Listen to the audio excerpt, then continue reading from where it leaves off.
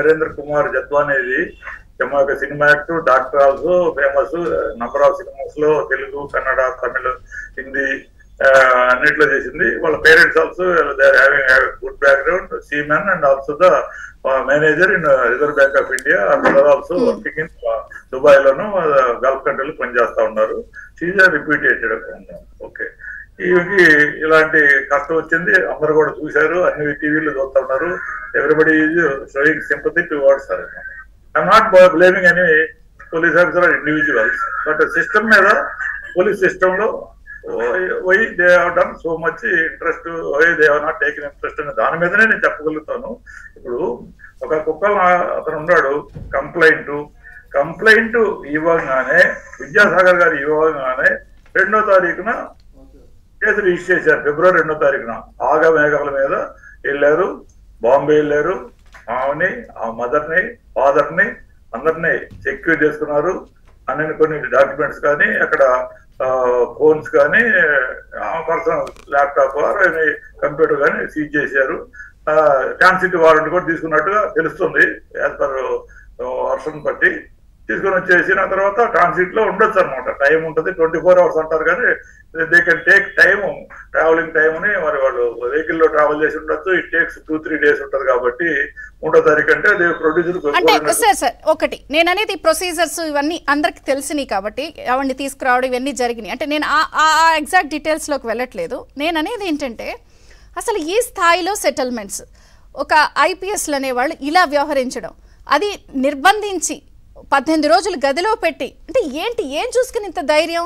చట్టంలో ఉన్న లొసుగులా, రాజకీయ అండ చూసుకున్నా? ఏదో ఒకటి ఇన్ఫ్లుయెన్స్ లేకుండా ఈ కేసుని అంత త్వరితగతిన ఒక సీనియర్ ఆఫీసర్స్ ఇంటర్ఫియరెన్స్ తోటి ఒక గ్రూప్ ఆఫ్ ఆఫీసర్స్ ఒక టీమ్ గా ఏర్పడి కంటిన్యూగా చేయటము, ఒక మహిళని అంటే వాళ్ళు ఎట్లా ఇల్లీగల్ కన్ఫైన్ చేశారనేది there is no proof for us. Only 3 days they have taken to the మన పోలీస్ కస్టడీ తీసుకొని ఉంటారు, జ్యుడిషియల్ కస్టడీ నుంచి. దాంట్లో ఇంట్రాగేషన్ చేసి ఉంటారు. దట్ ఈస్ గెస్ట్ హౌస్ లో పెట్టి అక్కడ చేశారు. కాబట్టి అవన్నీ ప్రొసీజర్ ఫాలో అయ్యి ఉంటారు. వీఆర్ నాట్ ఫాలోయింగ్ ద, మనకు తెలియదు కాబట్టి రికార్డు, రిమైండ్ రిపోర్ట్ అవన్నీ చూస్తే తెలియదు అనమాట. ఓకే, తర్వాత సబ్సిక్వెంట్లీ కూడా ఈ దీంట్లో చూస్తుంటే ఏమైందంటే, వాళ్ళు కోర్టులో కూడా, మన district court, additional district court వారు కూడా వాళ్ళ యొక్క ఆర్గ్యుమెంట్స్ అప్పుడు కూడా ముందర జిల్లా మ్యాజిస్ట్రేట్ కోర్టు ఉంది, మెట్రోపాలిటన్ మ్యాజిస్ట్రేట్ కోర్టు, ఆయన ఒక కండిషన్ బెయిల్ ఇచ్చాడు వాళ్ళకి. ఇన్ని రోజుల తర్వాత పేరెంట్స్, ఓల్డ్ పేరెంట్స్ అని, ఆమె ఇక్కడ ఉంటే ఇష్టం లేదు, ఆమెకు కూడా ఇదివరకు రిలాక్సేషన్ ఇచ్చేసి వాళ్ళు బెయిల్ ఇయ్యలేదు, అతను రిలాక్సేషన్ ఇయ్యలేదు అనమాట. కొన్ని కండిషన్స్ ఇంపోజ్ చేసి లోయర్ మ్యాజిస్ట్రేట్ కోర్టులో బెయిల్ గ్రాంట్ చేశాడు. బట్ దాని మీద మన హైకోర్టు అడ్వకేట్ గారు శ్రీనివాసరావు గారు వాళ్ళందరూ కూడా again they had been to the జిల్లా కోర్టుకి వెళ్తాము, వాళ్ళు రిలాక్స్ చేసేసి దాంట్లో కూడా మెన్షన్ చేశారు. ఏముందంటే దాంట్లో 2nd పేజీలో 4th పేరాలో ఉందన్నమాట. ఈమె ఒక అతని మీద కంప్లైంట్ ఇచ్చింది బాంబేలో.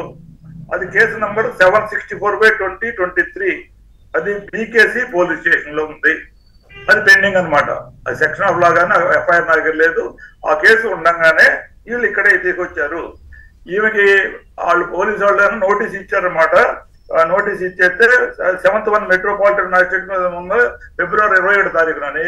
27వ తారీఖున ఎట్లా, how she is going to attend it? 27వ తారీఖున she is in remand, judicial custody. కాబట్టి ఇవన్నీ కూడా ఏదో లింక్ ఉంటుంది. కాబట్టి ఈ డెఫినెట్ గా senior officers instructions, I'm not saying IPS or anything, any senior officers group of officers ని ఫార్మ్ చేసేసి కాన్ఫిడెన్షియల్ పర్సన్స్ ని వాళ్ళందరూ కూడా చేశారు. వాళ్ళందరూ ప్రొసీజర్ ప్రకారం చేశారా, ఏం చేశారు అనేదాన్ని ఒక స్పెషల్ ఇన్వెస్టిగేషన్ టీమ్ కానీ మంచిగా చేసేసి ఆమె వచ్చి రిపోర్ట్ ఇచ్చేస్తే మళ్ళీ ఎఫ్ఐఆర్ రిజిస్టర్ చేసి, లేదు ఉన్నదాన్ని దాంట్లో మళ్ళా రీఇన్వెస్టిగేషన్ చేయటం ఉంటుంది. ఇది ఒక లెవెల్, ఒక డిఎస్పీ లెవెల్ చేయడానికి కాదండి. ఒక సీనియర్ పోలీస్ ఆఫీసర్స్, ఒక ఐజీ ర్యాంక్ ఆఫీసరు, ఒక నిష్ణాతుడైనటువంటి నిష్పక్షపాతమైన వాళ్ళకి అప్పచెప్తే దీంట్లో ట్రూత్ అని వస్తుంది. ట్రూత్ లేకుండా మనం ఎక్కువ మాట్లాడినా కూడా వాళ్ళని పర్సనల్ అసాసినేషన్ చేసినట్టు ఉంటుంది ఆఫీసర్స్ ని.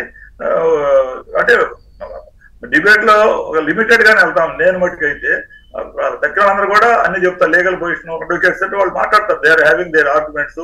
సోషల్ క్లియర్ కట్ గా బాధితురాలు ఇలా తీసుకొచ్చారు, నా ఫోన్స్ లాక్కున్నారు, నా ల్యాప్టాప్ లాక్కున్నారు, నన్ను ఇలా చిత్రహింసలకు గురి చేశారు, మమ్మల్ని ఎన్ని చేయాలో అన్ని చేశారు గదిలో పెట్టి అని క్లియర్ కట్గా ఆవిడ పేర్లు మెన్షన్ చేస్తూ ఇవన్నీ జరిగినాయి అని చెప్తున్నప్పుడు, సరే మిమ్మల్ని నేను పేరు మెన్షన్ చేయమని అనట్లేదు, ఇలా చేసిన వాళ్ళకి